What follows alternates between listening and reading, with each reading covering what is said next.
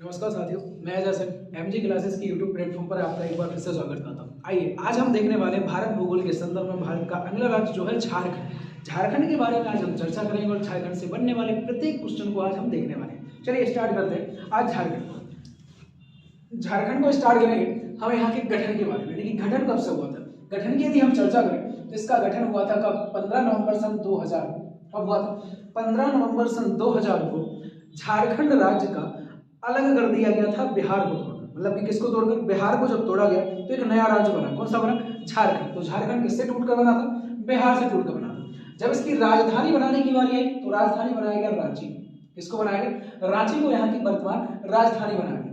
वर्तमान मुख्यमंत्री की यदि हम बात करें तो चंपई सोरेन। कौन है भाई? चंपई सोरेन। अच्छा, चंपई सोरेन है, पहले कौन थे? तो यहाँ थे हेमंत सोरेन। हेमंत सोरेन को करप्शन के इल्जाम या करप्शन के केस में इनको या घोटाले की वजह से इनको क्या किया गया? हटा दिया गया। उन्होंने क्या दिया? तो इस्तीफा दे दिया। और अभी प्रेजेंट में जो यहाँ के नए सीएम बन के आए हैं वो कौन बन के आए हैं? चंपई सोरेन बन के आए हैं। यही एक आदिवासी है और हेमंत सोरेन भी कौन हुआ करते थे? आदिवासी हुआ करते थे। चलिए राज्यपाल की बात करें तो सीपी राधाकृष्णन। सीपी राधाकृष्णन यहाँ की वर्तमान राज्यपाल है।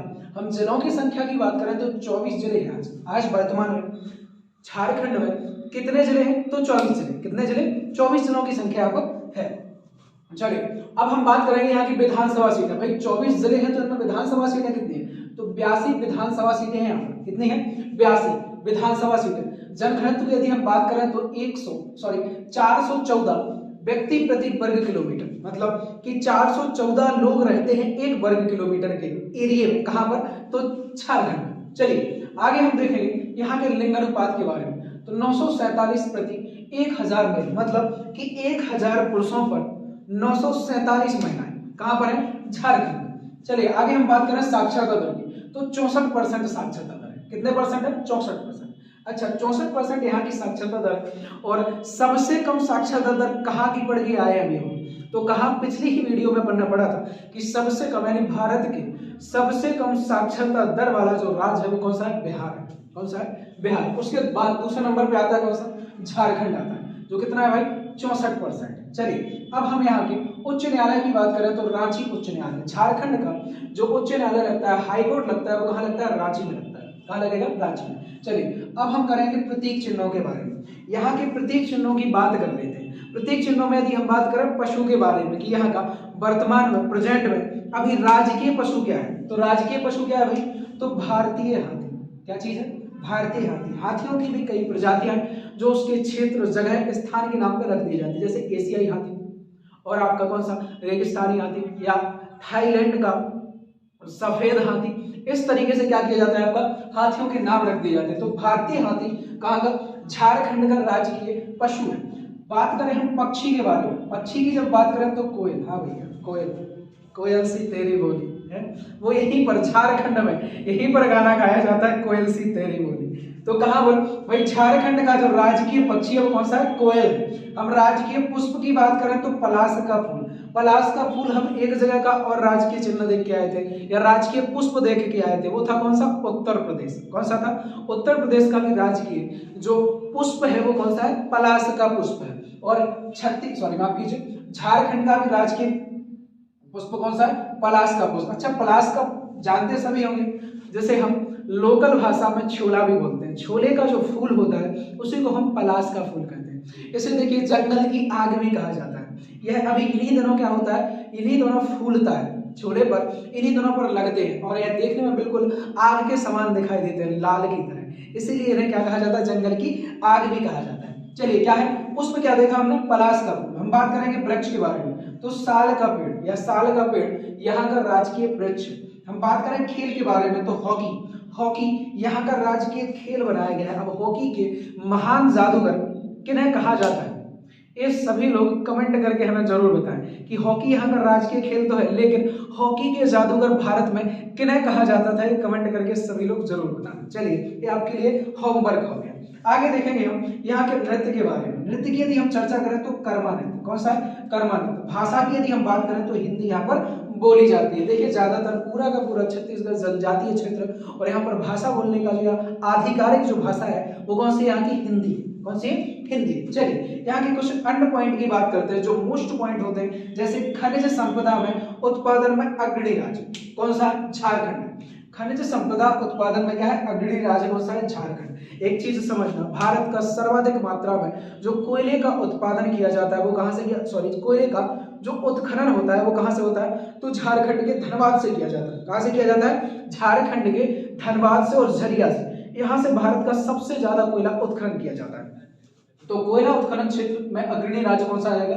झारखंड आ जाएगा। हम बात करेंगे छोटा नागपुर के पठार के बारे में। छोटा नागपुर का पठार भी कहाँ देखने को मिलेगा? हमें झारखंड में देखने को मिल जाएगा। झरिया और धनबाद कोयला क्षेत्र, प्रमुख कोयला क्षेत्र कहाँ पर? तो झरिया और धनबाद। देखिए धनबाद में आज भी हम कहते हैं कि देखिए सबसे ज्यादा कोयले का उत्खनन किया जाता है। और एक चीज और है धनबाद की, धनबाद में किसी समय किसी ने या किसी कारणवश आग लग गई थी और वो आग तक वो आग बुझाई नहीं गई है। वहां पर जो कोयले की चट्टान है, कोयले की खाने हैं, उनमें आज भी वो आग धधकती रहती है और अंदर से कई सारी जहरीली गैसें निकलती हैं। तो लोकल एरिया जो धनबाद वाला एरिया है उसको खाली करा दिया गया है, क्योंकि नीचे की जितनी भी जमीन है वो खोखली होती जा रही है इस आग के कारण। इसलिए कहते हैं कि देखिए कोयला का जो सबसे ज्यादा उत्खनन होता है वो कहाँ होता है? तो कोयला का उत्खनन होता है आपके झारखंड के धनबाद से होता है। चलिए यहाँ के कुछ अन्य पॉइंटों में देखेंगे, यहाँ के भौगोलिक स्थिति पर चर्चा करते हैं, जैसे कि नदियां, पठार, पर्वतों पर। या नदियों की चर्चा कर लेते हैं। सबसे पहले नदियों की यदि हम चर्चा करेंगे कि यहाँ से निकलने वाली प्रमुख नदियां कौन कौन सी? नदियों में देखेंगे कौन सी? सोन नदी। भाई सोन नदी आपकी कहाँ से निकलती है? तो मध्य प्रदेश के अनूपपुर जिले से निकलती है, अमरकंटक पहाड़ी से। और किसकी? झारखंड और कहाँ पर? छत्तीसगढ़, झारखंड और कहाँ पर जाती है आपकी? तो बिहार में चली जाती है। कहां पर जाती है? बिहार में निकल जाती है। ठीक है, चलिए आगे देखेंगे दामोदर नदी। दामोदर नदी को भाई क्या कहा जाता है? तो झारखंड का शोक कहते हैं। झारखंड में इधर से आती है आपकी दामोदर नदी और कहां चली जाती है आपकी? तो ये चली जाती है आपकी पश्चिम बंगाल में। दामोदर नदी को किसका शोक कहा जाता है? तो दामोदर नदी को झारखंड का शोक कहा जाता है और साथ में किसका? तो पश्चिम बंगाल का भी शोक दामोदर नदी को कहा जाता है। कौन सी नदी है? दामोदर नदी।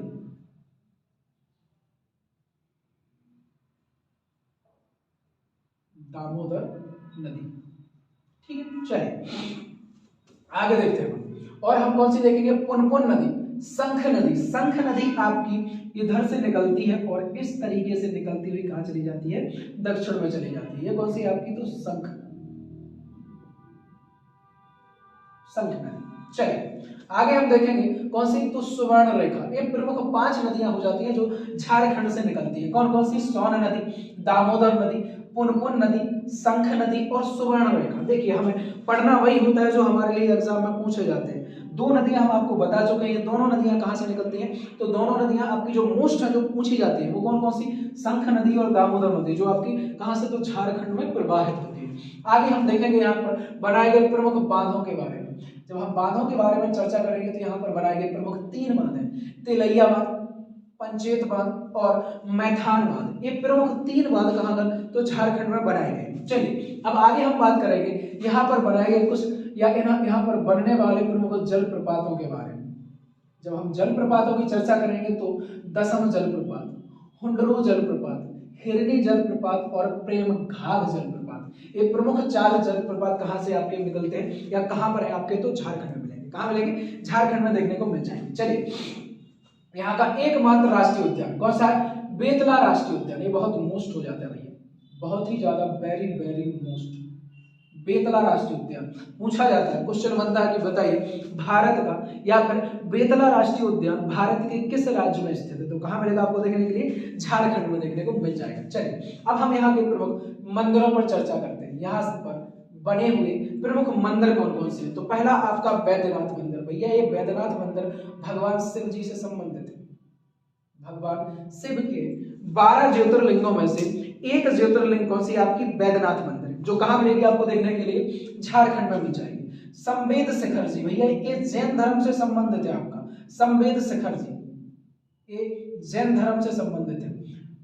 प्रसिद्ध जैन संत विद्यासागर जी महाराज, जिनका अभी कुछ दिनों पहले निधन हो गया, स्वर्गवास हो गया है, महापरिनिर्वाण हो गया है, वही आपको संवेद शिखर में बैठा करते थे और जैन धर्म का सबसे उच्च स्थान था संवेद शिखर जी। और आज भी क्या है? उच्च स्थान देखने को मिलेगा संवेद शिखर जी, जो कहाँ देखने को मिलता है आपने को? झारखंड में मिलता है। जगन्नाथ मंदिर पहाड़ी मंदिर और छिन्नमस्तिका मंदिर, ये प्रमुख मंदिर क्या है आपके, तो झारखंड में देखने को मिलते हैं अपने। कौन सा, पहला है बैद्यनाथ मंदिर, संवेद शिखर जी, जगन्नाथ मंदिर, पहाड़ी मंदिर और छिन्नमस्तिका मंदिर। ये प्रमुख 5 मंदिर झारखंड के मोस्ट हो जाते हैं। चलिए अब आगे हम बात करेंगे यहाँ पर मनाए जाने वाले प्रमुख त्योहारों के बारे में। त्योहारों में जब हम चर्चा करेंगे तो टुसू त्योहार, फूलदेही त्योहार, भैया बिल्कुल मान के चलिए कि आपका त्योहारों में जब कभी भी क्वेश्चन बनेगा तो फूलदेही से बिल्कुल बनता ही है। 100% मान के चलिए, अगर कभी क्वेश्चन बना झारखंड से तो हमारा जब भी बनेगा किससे, त्योहारों में, तो त्योहारों में बनेगा किससे, फूलदेही से। फूलदेही त्योहार झारखंड का सबसे प्रमुख त्योहार है। कौन सा है, फूलदेही। फिर है कर्मा, फगुआ और आषाढ़ी पूजा। आषाढ़ी पूजा भी मोस्ट हो जाता है और फूलदेही। ये प्रमुख 2 त्योहार हमें बिल्कुल याद ही करके रखना है कि भाई ये दोनों त्योहार कहाँ मनाए जाते हैं, कहाँ मनाए जाते हैं, ये मनाए जाते हैं झारखंड में। कौन कौन सा, फूलदेही, आषाढ़ी पूजा।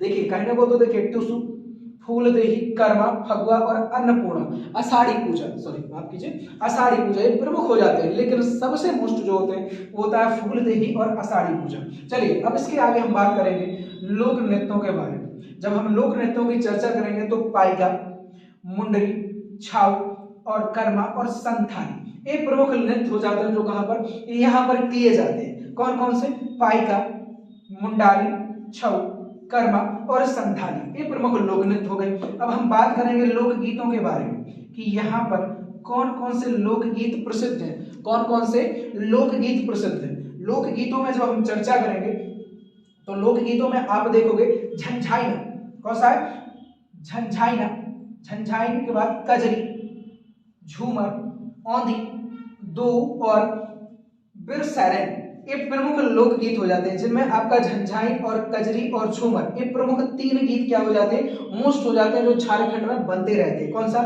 झंझाइन, कजरी, झूमर, औंधी, दो और बिरसैरन, ये प्रमुख क्या है, यहाँ के लोकगीत हैं। चलिए अब आगे हम बात करेंगे यहाँ से बनने वाले कुछ स्थानों से या पर्यटक स्थल या शहरों से बनने वाले क्वेश्चन को देख लेते हैं, जिनमें अब पहले पहला शहर या पहला स्थल देखोगे कौन सा, रांची के बारे में। रांची के बारे में आप जब देखोगे या रांची के बारे में हम चर्चा करेंगे तो सबसे पहला तो यही किया है, क्या है, तो झारखंड की राजधानी है भाई, झारखंड की राजधानी रांची। दूसरा सबसे मोस्ट क्वेश्चन, भाई ये जो कर्क रेखा है इसके बीचों बीच से गुजरती है, मतलब कि हम बात करें अगर कर्क रेखा को गुजारेंगे तो हम रांची से क्या गुजरती है, बिल्कुल बीचों बीच से गुजरती है। रांची के क्या गुजरती है, बीचों बीच से कौन गुजरती है, तो कर्क रेखा गुजरती है। ये रही कौन सी आपकी, कर्क रेखा।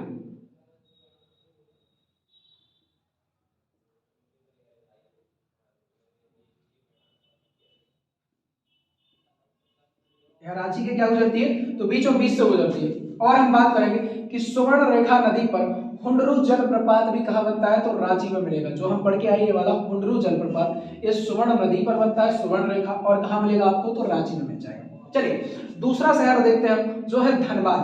धनबाद के बारे में हम पहले भी चर्चा करके आए कि यह आपका प्रमुख कोयला उत्खनन क्षेत्र है। कौन सा, धनबाद वाला। तो इसमें देखेंगे हम कि झारखंड का प्रमुख कोयला उत्खनन क्षेत्र, भाई झारखंड ही नहीं, ये तो पूरे भारत का ही प्रमुख कोयला उत्खनन क्षेत्र है। हम बात करेंगे भारतीय उत्खनन या भारतीय खनन अनुसंधान केंद्र कहाँ देखने को मिलेगा, झारखंड। और मैथान बांध जो हम कहाँ पढ़ के आए, इधर पढ़ के आए कि मैथान बांध, ये भी कहाँ मिलता है आपको, धनबाद जिले में।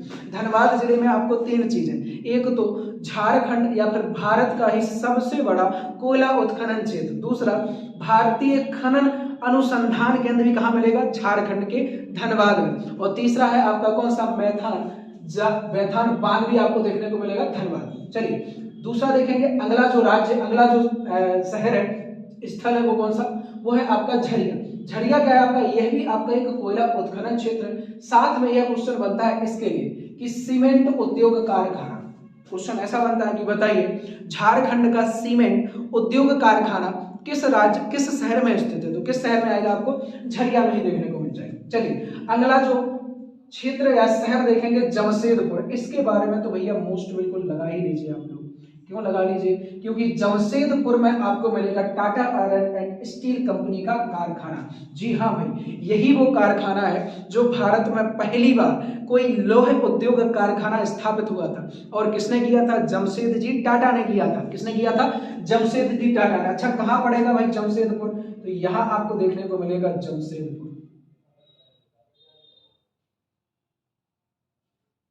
जमशेदपुर। यह जमशेद जी टाटा के नाम पर ही इसका नाम पड़ा था, क्या, जमशेदपुर पड़ गया था। अच्छा धनबाद हम देख के आए, धनबाद कहाँ मिलेगा आपको, इधर मिलेगा आपको धनबाद। झरिया की बात करें तो धनबाद के ही नीचे है झरिया, ठीक है। जमशेदपुर ये रहा आपका। तो Tata iron and steel company का कारखाना कहाँ मिलेगा आपको, मिल जाएगा जमशेदपुर झारखंड में। जादूगोड़ा की यूरेनियम की खानें, भैया ये भी मोस्ट हो जाता है कि जादूगोड़ा की यूरेनियम की खानें कहाँ पाई जाती है, तो ये भी आपको कहाँ मिलेगी, जमशेदपुर में। देखिए जादूगोड़ा दरअसल जमशेदपुर में एक जगह का नाम है जहां से यूरेनियम का उत्खनन किया जाता है, यूरेनियम निकाला जाता है, तो इससे भी क्वेश्चन बनता है। तो ये भी कहाँ मिलेगा आपको, जमशेदपुर में। और प्रथम लौह कारखाना जमशेद जी टाटा द्वारा स्थापित किया गया था जमशेदपुर में, जो अभी हम पहले चर्चा करके आए हैं। चलिए अगला हम देखेंगे जो क्षेत्र है, शहर है या स्थल है, वो कौन सा है आपका, तो कोडरमा। कोडरमा किस लिए जाना जाता है, यह अभ्रक उत्पादन के लिए जाना जाता है। किसके लिए जाना जाता है, यह जाना जाता है अभ्रक उत्पादन के लिए। कोडरमा पड़ेगा आपका इधर, कोडरमा, कोडरमा आपको इधर देखने को मिल जाएगा। तो किस लिए जाना जाता है, अभ्रक उत्पादन के लिए। बोकारो, बोकारो क्यों है भाई, तो ये भी भाई मोस्ट लगा लेना भाई, बिल्कुल से मोस्ट आपका बोकारो। बोकारो रूस के सहयोग से स्टील प्लांट स्थापित हुआ था यहाँ पर। बोकारो झारखंड की जगह बोकारो में रूस के सहयोग से हमने क्या किया था, एक प्लांट लगाया था। कहाँ पर, तो वो लगाया था आपको बोकारो में। कहाँ लगाया था, बोकारो। चलिए अगला देखेंगे जो है आपका सिंदरी। सिंदरी में क्या है आपको मिलेगा देखने के लिए, तो खाद उर्वरक कारखाना, जो हम गेहूं में खेतों में ऑर्गेनिक खाद, आप कीजिए आपका जो केमिकल वाला जो खाद डालते हैं यूरिया डीएपी वाला, वो आपको कहाँ पर बनता है आपका, वो बनता है सिंदरी में। कहाँ बनेगा, सिंदरी में। सिंदरी कहाँ पड़ेगा आपका, ये पड़ेगा झारखंड में। चलिए आगे हम देखेंगे हजारीबाग को। हजारीबाग किस लिए प्रसिद्ध है, तो हजारीबाग 1942 के जो भारत छोड़ो आंदोलन चल रहा था उस समय जेपी नारायण, या फिर इनको बोलते हैं अपन क्या बोलते हैं, जयप्रकाश नारायण के यहीं पर, यानी कि जयप्रकाश नारायण को यहीं पर जेल में क्या किया गया था, बंद किया गया था। कहां पर, हजारीबाग में। हजारीबाग में जो जेल थी उसमें जेपी नारायण को या फिर जयप्रकाश नारायण को क्या किया गया था, बंद किया गया था, भारत छोड़ो आंदोलन के दौरान की बात हो रही है। चलिए अब हम यहाँ के कुछ इंपोर्टेंट फैक्ट्स के बारे में बात करेंगे, या पहाड़ के बारे में। और एक जगह यहाँ पर छूटी हुई है जो है आपका कौन सा, तो वो है आपका छोटा नागपुर का पठार। छोटा नागपुर का पठार, यहाँ पर मान के चलिए सभी खनिज संपदाओं का भंडार पाया जाता है। और छोटा नागपुर का पठार आपको देखने को कहाँ मिलेगा, तो यह आपको देखने को मिलेगा छोटा नागपुर का पठार। इतने एरिया में आपको ये मिल जाएगा छोटा नागपुर का पठार देखने के लिए।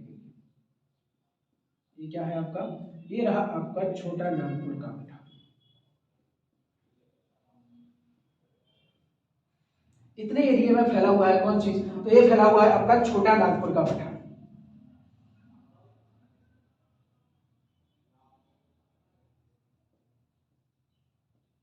छोटा नागपुर का पठार, ये आपको यहाँ पर देखने के लिए मिल जाएगा। अब देखिए और एक चीज जो इंपॉर्टेंट हो जाती है वो है आपकी कौन सी, तो राजमहल की पहाड़ियां।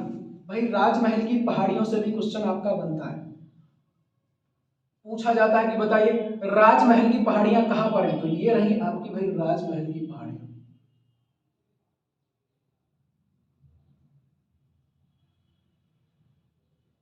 राजमहल की पहाड़ी, वो भी आपको कहां देखने को मिलेगी, झारखंड में मिल जाएगी देखने के लिए। और क्या चीज है, अच्छा एक जगह और है आपकी, इधर वाले एरिया में भी आपको एक पहाड़ियां और मिलेगी देखने के लिए, जो है आपकी रामगढ़ की पहाड़ियां।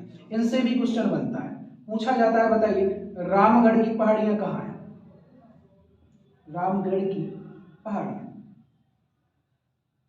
तो मैं आपको पहले भी बता चुका था कि यह खनिज सॉरी माफ कीजिए, ठीक है, मैं आपको पहले भी बता चुका हूं कि आपका पूरा का पूरा झारखंड जाना जाता है किसके लिए, खनिज संपदा के लिए, खनिज भंडार के लिए जाना जाता है। खनिज भंडार में आपकी रामगढ़ की पहाड़ियां, राजमहल की पहाड़ियां, छोटा नागपुर का पठार प्रमुख जगहें हो जाती है जहां से आपका क्या किया जाता है, तो उत्खनन किया जाता है खनिजों का। ठीक है, चलिए अब हम इसके कुछ राज्यों के बारे में पढ़ लेते हैं कि कौन कौन से राज्य के साथ है अपनी बाउंड्री बनाता है या बाउंड्री को साझा करता है। बाउंड्री साझा करने के क्रम में यदि हम बात करेंगे तो आप देखोगे इधर ऊपर वाले क्षेत्र में बिहार को, इसको देखोगे बिहार, यह बिहार के साथ अपनी बाउंड्री साझा करता है।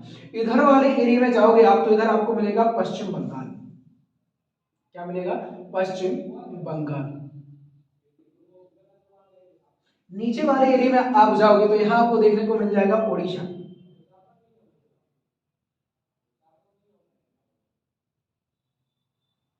ओडिशा आपको देखने के लिए मिल जाएगा। इस वाले एरिया में आप आओगे तो इधर मिलेगा आपको छत्तीसगढ़।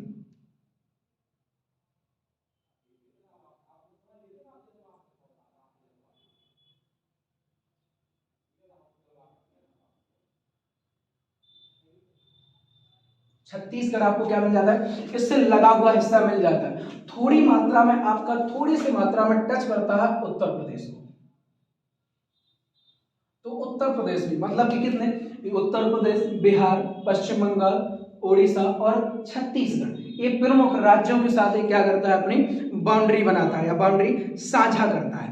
ठीक है, ये पूरा का पूरा हम आज झारखंड को देख चुके हैं और यहाँ से बनने वाले प्रत्येक उस पॉइंट को देख चुके हैं जो आपका एग्जाम में बनता है। ठीक है, अब चलिए ये हो गया आपका पूरा का पूरा समाप्त होता है। चलिए मिलते हैं अब हम अगली वीडियो में। आपको इसका वीडियो या सॉरी माफ कीजिए, इसका पीडीएफ आपको टेलीग्राम ग्रुप पे मिल जाएगा हमारा, और टेलीग्राम ग्रुप का हमारा जो पिन वो रहेगा, लिंक रहेगा, वो हम इसमें क्या कर देंगे, पिन कर देंगे वीडियो में। ठीक है, तो वहां से आप आसानी से इसका पीडीएफ प्राप्त कर सकते हो और आप अपने अच्छे से अच्छे नोट्स बना सकते हो। चलिए मिलते हैं अगली वीडियो के साथ। वीडियो कैसा लगा कमेंट करके जरूर बताएं और एक लाइक करना ना भूलें। चैनल पर नए हो तो सब्सक्राइब करना भी ना भूलें। चलिए धन्यवाद।